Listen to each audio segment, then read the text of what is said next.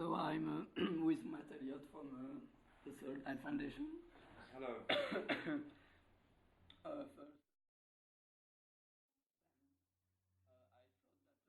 you were the only member, the only member of the band, but I saw today that there was 4 members. Yeah, well, they're friends and colleagues of mine from a long time ago. Most of them, except for Louis, who's a friend and colleague from quite recently. But I thought, for the live thing, it's not so interesting to watch a guy with a laptop and a few buttons. It's slightly more interesting to watch 4 guys with laptops and a few buttons. But that's not true, because in fact, each show is different. We have the way we've done it. It's not completely improvised, obviously, because there's a sort of a spine, which is the album. But within that, we have many options to sort of play in. The original idea was to have almost like a jam, like an electronic jam, digital jam, and we're getting more and more close to this now because we get more relaxed into it. And the sound check I had to stop because we were doing so good. If we do it good now, we'll use up all our good energy, and it won't be so good for the show. So it's, in fact, it's completely the opposite to Matt Elliott, which I rehearse religiously. This I rehearsed a lot before, but now I just go on the fly. I have millions of different options. That's the thing I did, was to build so many options. That's one thing about technology.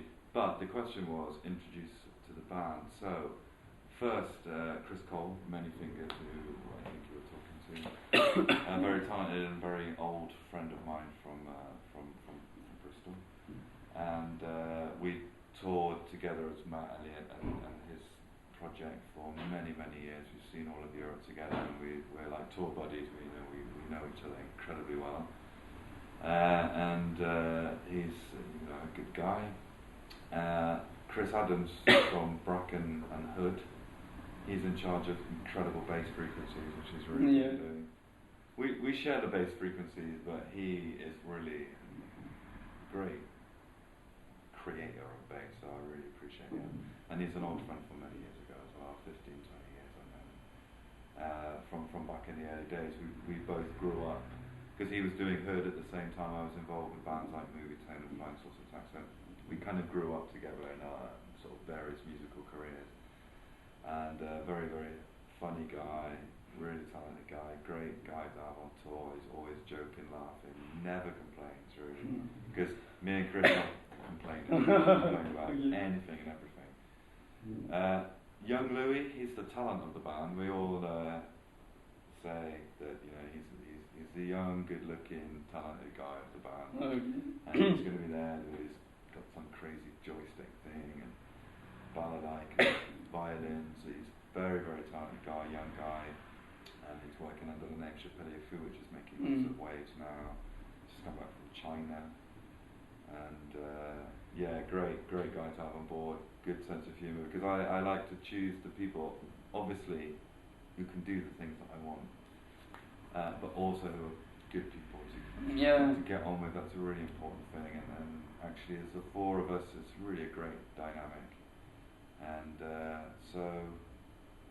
and our music, our various solo projects do work quite well. It's nice time, because the last show we just did, it was just Third Eye Foundation, and the one before Louis and Chris Bracken opened. But it's nice tonight to have the whole five bands, and it's something I really wanted to do, because as well, I like to do the Matt Elliott thing, just to say, okay, I'm doing something now, look, watch, I'm doing lots of things, and if I stop doing it, everything's going to stop. Whereas with the Third Eye Foundation, I can be a bit more relaxed, and I can just go, and I do. And that's actually, we did some rehearsals in Nantes, and that was actually what I was saying to the guys to rehearse. Not rehearse what you're going to play, but rehearse taking a step back and not feeling bad because you're not doing anything, because there's nothing wrong with the first rehearsal we did. Within 2 minutes, everyone was pressing buttons, and of course it sounded like what we just said, and it was just chaotic and stuff. So we had to, that was the training, because we were all quite hard-working guys, and in some ways we felt guilty because we're not doing enough stuff, or we're not playing musical instruments. Because I started the Third Eye Foundation, but then I started to take the guitar really seriously. So your own album are really different from the Third Eye Foundation. And it's yin and yang thing, really. Yeah. And I appreciate both sides, because at first I didn't even want to do the Third Eye Foundation. I was kind of pressured into it. And not the live thing either, because it's an organisational nightmare. Of course, there's 4 of us. Yeah. 2 of them live in different parts of the UK, and Louis lives not far from me, actually, but even so. And not forgetting Kareem as well, sound man extraordinaire. But as to and also, you know, I feel bad, because when I used to do Third Eye Foundation shows in the old days, I was doing actually a lot less than I'm doing now. I'm quite busy now when I'm not there, and I used to just sit there and hate myself for an hour on stage, thinking, God, I'm an asshole. And then that's why I started to learn to play the guitar, actually, was because I wanted to do something different live. I wanted to take a risk a bit more, because that's a fundamental element of playing live. When you take the risk, and when it's a good one, and everything's good, the audience is good, and everything else, it's the greatest feeling in the world. It's better than any drug, better than anything else, better even than riding my bike, which I love. But yeah, nothing beats that. I mean, obviously, when everything goes wrong, there's nothing worse than that feeling. Right? Yeah. At least you know you tried and you failed. And if you try and fail and it's not your fault, there's some problem with the sound, or it's full of assholes in the audience or something. Of course, you know, you don't feel so, but you still feel bad, but it's not so. The only times I really hated myself was if I had too much to drink or so, and then I can't play properly. Oh, okay. Because I am incredibly professional, and I do take my duties as a musician very, very seriously. Yeah. And I take music very, very seriously. It's not a joke or a game or a pose or any of these things. I know lots of people say that, but for me it's not. It's actually close to like a religion. I study music, and music is a vast and fascinating area. I mean, even just the psychological aspects of music alone. Why music even exists, why it means things to human beings. No one really knows the answer to that, and music is a fine line between mathematics, for example, and the sort of more mystical things, because music acts in a very mystical way.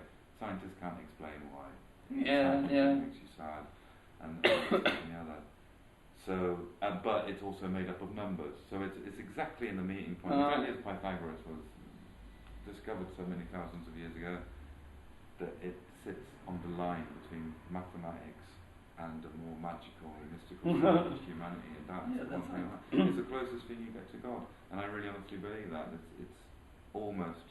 It is a religion to me, because great music has always been there for me. You know, when you're down and you feel shit, and everyone, all your friends have left you, there's always that record, and you just go, okay, someone understands what I feel, and that's the sort of music that I try to make, is to be the friend there to say, yeah, the world is full of cunts, and you're on your own, so just get used to it and get on with it, and you know, it seems to do the job, I think. But I think that's also why I'm not so popular, because that's difficult to hear these things. Not everyone will be reminded of, you know. Especially in your music where there is no lyrics.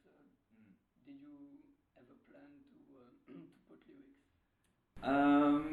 Not with the Third Eye Foundation, no, because the concept of the Third Eye Foundation, and that's the interesting thing about reforming, because it reminded me a lot of why I got involved and why I did Third Eye Foundation when I was doing it. It's like the order from chaos. It's trying to find order from chaos, which I find really fascinating. For example, if I play you pure white noise for 20 minutes, and I say there's a song playing behind that, tell me what the song is. And if there's a room of 20 people, each one will have a different song, because your brain, when it's bombarded with information, it makes up its own information. That was really the idea of Third Eye Foundation, was to just confuse the brain into thinking, into actually, so in fact the listener creates his own vision from the, I mean, I don't want to sound like a wanker, but a bit like with the more sort of abstract art, where you see something and you make it yourself. I'm quite into hallucinogenic drugs, so I understand the things to trick the brain somewhat, and that was the idea for that. So, but with the Matt Elliott stuff, no, I had something a bit more. The voice came in because I stopped doing the drums. I stopped programming drums because it was really boring for me, and so something needed to replace. You know, I had the atmospheres there, and that's how the mess we made, the sort of border album between the two projects sort of came about, and then only after that I thought, okay, I need to start taking singing seriously. Yeah. And to learn to sing, and to learn to use the voice, and to learn to write lyrics, which was incredibly hard thing to do, because it's a skill in itself. It's a really difficult thing to do, and it's difficult because across lots of things have been said, you have to say things in exactly the good way. And sadly, I'm not so appreciated, let's say, in England, my home country, which is a shame for me, because I write these lyrics to be understood, and what I find is lots of Europeans who don't have English as a first language sit there and go through dictionaries to understand my lyrics, whereas people who live in my home country can't even be bothered to listen to it. So I don't know why that is. I'm not sure why that is. Maybe because I think the English attitude towards the human condition, which is quite miserable, as we all know, is to laugh at it and to joke or to dance or to distract. And no place for melancholy. Not really, And English people don't like that side of it. I think they're almost afraid of that side of things, whereas Europeans are quite comfortable to look deep inside themselves and to to feel things and not be afraid. Because it's horrible. The truth or the reality of life it's horrific, in a way. But anyway, there's other great things about life. I have a great one. I mean, I have nothing to complain about, really. I mean, we all have complaints in our life. I've been blessed. I travel the world. I'm off to Japan tomorrow, and people come and ask me my opinion and appreciate my music, which is the most important thing. Nothing touches me more than when someone sends me a personal. If someone writes a review, it doesn't mean anything to me. When someone writes to me personally and says, "This song helped me," or "This thing really means something to me," of course that's my function done. That's what I do, is trying to communicate and to if it's possible to help someone, that's always the greatest honour, when someone says, "Oh, it helped me through some time," or something. That's a great honour, and I'm always touched. And always the people that write this, you probably get this all the time, but your music. I don't care. I'm going to hear that forever, because it means something to me. It means that one human being communicates to another human being, separated from time, space, and we have nothing in common that we know about, but somehow, I communicate something with something, and it's really a great privilege to be able to do that. And there's not many jobs that you can do that, actually. Talking about risk, do you sometimes make your improvisation That's online? Not so much. Not with the Matt Elliott, because that's the thing, is the way that I did Matt Elliott was to really, I had to have such a rigid structure to get me to get on the stage and do it. And so then I just work that way, so I'm quite disciplined, and I rehearse a lot for the Matt Elliott things. And when I'm rehearsing at home, I improvise all the time, and I twat around and I say to myself, why can't I do this when I'm on stage? But it's true, you take a risk, and sometimes I have improvised, but it's just gone horribly wrong, because you don't get that good moment. But the Third Eye Foundation stuff, it's pretty much all. I mean, apart from there's things that I have to set up at the right time, and there's lots of things for me to do. But then everything else around that is improvised, and I do a different thing every night, and I'll do different tricks and different production things every night, but it's not quite the same. I do admire people who can just walk on stage and improvise, because it's incredibly difficult thing to do. I'm not a musician that likes to jam. I think that sort of disappoints sometimes people, because they say, "Oh, let's have a jam." No, I don't really like to have a jam. I like to be in a good place when I'm playing music, and when I'm playing in front of people. It's different when I'm at home. I pick up the guitar all the time, obviously, but jamming. Saying that, I do miss playing with other musicians, because I started in groups, and that is nice when you play with one person. You have when you feed off the other person. But when I first got a looper, I just thought I don't need anyone else anymore, so I just keep that. Although saying that, Chris Cole, Many Fingers, he used to do some drumming and cello and stuff when we first went. mainly because I really liked him, but also to detract a little bit from me. And then I remember that when he said he couldn't do it anymore, and I was sort of horrified to have to go on stage on my own. But now I enjoy it more than anything because I'm completely in control of everything. And now it's only on the last tour. I mean, I'll say this now before the show, and it'll probably be a fucking disaster. But it was about 2 months ago that I realised it's really easy to get into the zone to play live. And what I used to spend a lot of time doing is stressing and all the rest of it. And then trying to get into the zone and not doing it. And now, hopefully I'll slip into it tonight, but we'll see. Get out! He's lying!